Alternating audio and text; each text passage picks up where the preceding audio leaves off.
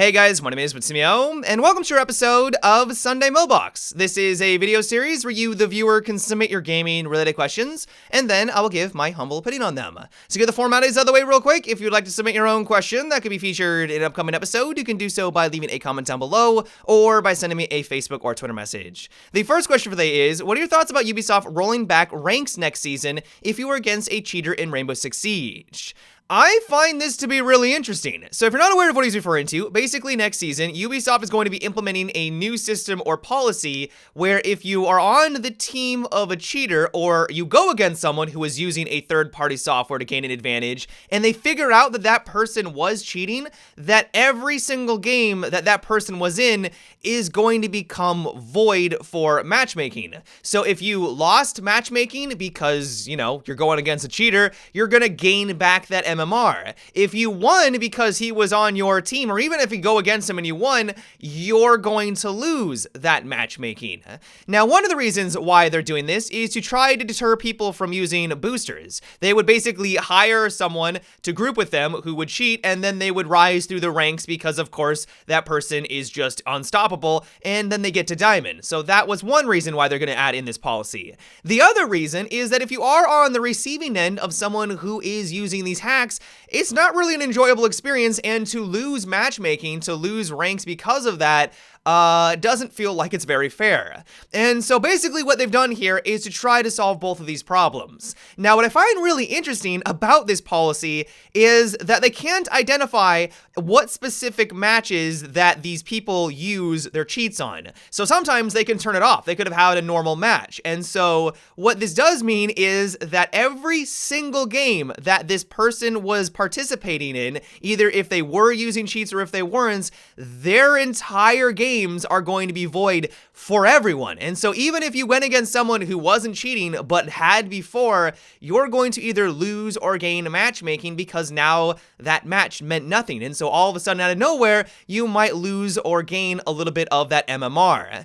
In general though, I do think that this is going to be a good thing for Rainbow Six Siege as long as they do it properly. Yes, it might be a bit frustrating if all of a sudden out of nowhere you lose some of your rank because you weren't aware that someone on your team was using third-party software, but more often than not, you're probably going to gain a little bit of rank because you're more likely to lose against these players. In the grand scheme of things, we probably really won't notice that much of a difference. Apparently, Ubisoft was running this policy or this system in the back end, and really the only people that would see large sweeping changes to their rank were people that were using these boosting services. Everyone else saw only like really small dips and changes. And so all in all, I think it's good that Ubisoft is taking a firm stance on cheaters. They're doing everything they can to try to solve that problem, but of course only time will tell to see if this policy really does work. The next question comes from Cool Guy Nice, and it is, why do you think the devs of Apex Legends kept it a secret for so long?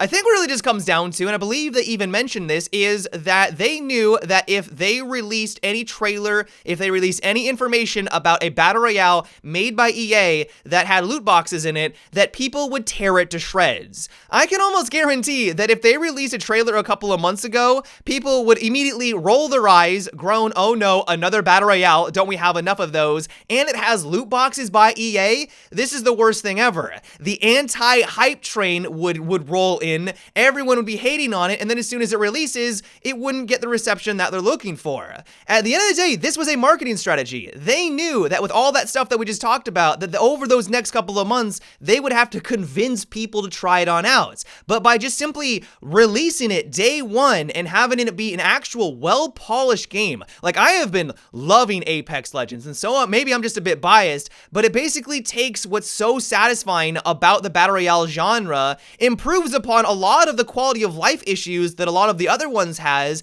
and is really well paced. It just makes for a fantastic experience. And so by just releasing a well-polished AAA game that is free to play, that everyone can just try out, it speaks for themselves. And so by releasing it out of nowhere, they're able to avoid that negative buildup of press over the next couple of months, which you know would have happened, people are able just to simply experience it, and now we are here today where it looks like it was a huge success. And so overall, while I know that this is quite odd for a AAA game to not have a lot of marketing, usually they have a lot of buildup before it releases, I think this was a very intelligent move on the part of Apex Legends. The next question comes from Michael, and it is, what do you think about a new operator in Rainbow Six Siege that has a full body length shield which can be placed on the ground with two extendable legs? When placed on the ground, the Brute's shield will be able to block doorways, or it can be used as cover.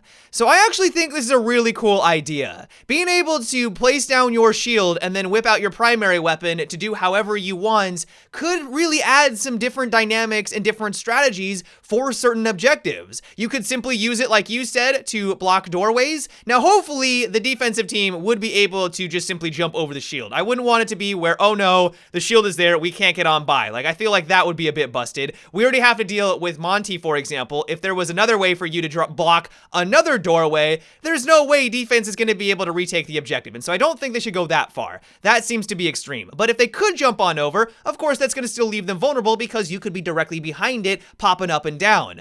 The other way that you could use this is to simply just cover your teammate who is trying to plant the diffuser. A lot of times it can be very difficult to plant that thing on down because there's a lot of angles that people can hit you from.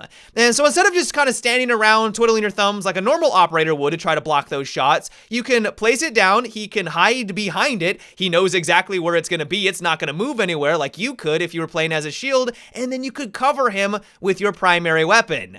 Now, the only reason why I'm a little hesitant about adding in a new shield operator is that I find shields in Siege to be a bit finicky. I'm sure you guys have noticed. A lot of times, either you play as a shield, you get taken out even though you're staring directly at them, they get a headshot somehow, and then other times, when you play against a shield, they can feel like they're almost immortal. Like, I know I've gone against some Monty players where it's incredibly frustrating. It feels like there's not a whole lot you can do by yourself. Shields are really difficult to balance in Siege. Either I think they get to the extreme where we have like Blitz and Monty, or they're on the opposite end of the spectrum where we have Clash, where she has like a -10 pick rate. Like, no one's playing as Clash, and her win rate is also terrible too.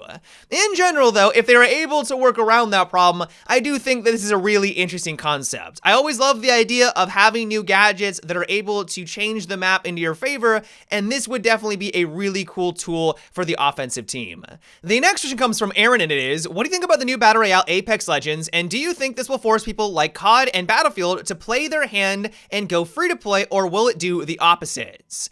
Well, I don't think it's going to have the opposite effect because it already is the opposite. You have to buy COD and you have to buy Battlefield, but I do definitely think it's going to make them reconsider how they approach their Battle Royale modes. I don't know how Battlefield 5 is going to be able to compete at this point, and it seems really strange that they would be investing this much time and effort in creating it when they already knew, or I'm assuming they knew, that Apex Legends was going to be coming out. This game has basically taken everyone by storm. It has become a huge success. Everyone's playing it right now. It seems to be doing everything right, and I don't know how they're going to be able to compete with that. Now, it is going to depend on what people are looking for and if Apex Legends is able to continuously update and bring more content, but that seems to be what they're doing. They're going to have new maps, apparently. That's something they're working on. They're going to bring in new weapons. They're going to be bringing in new legends to mix up the gameplay and add different dynamics, and if they're able to do that continuously over the next couple of months and years, I think Apex Legends has a lot of staying power.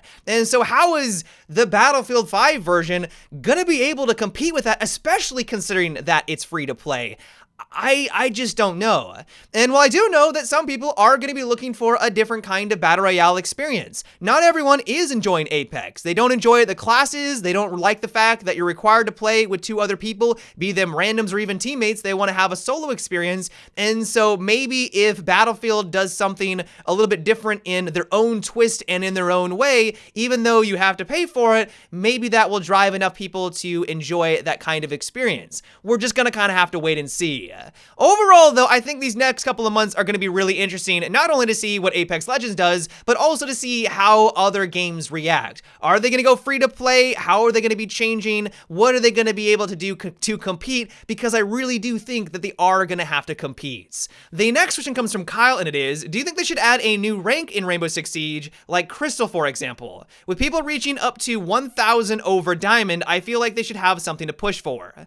I think this is a great idea. Now, personally, I know that I would never be able to get to that higher rank because I'm just not the cream of the crop. There are people out there that are just incredible at this game, but for those people that love Rainbow Six Siege and they strive to be the best and wanted just to continue get to those higher tiers, I think this would be a really cool way for Ubisoft to show off that kind of dedication.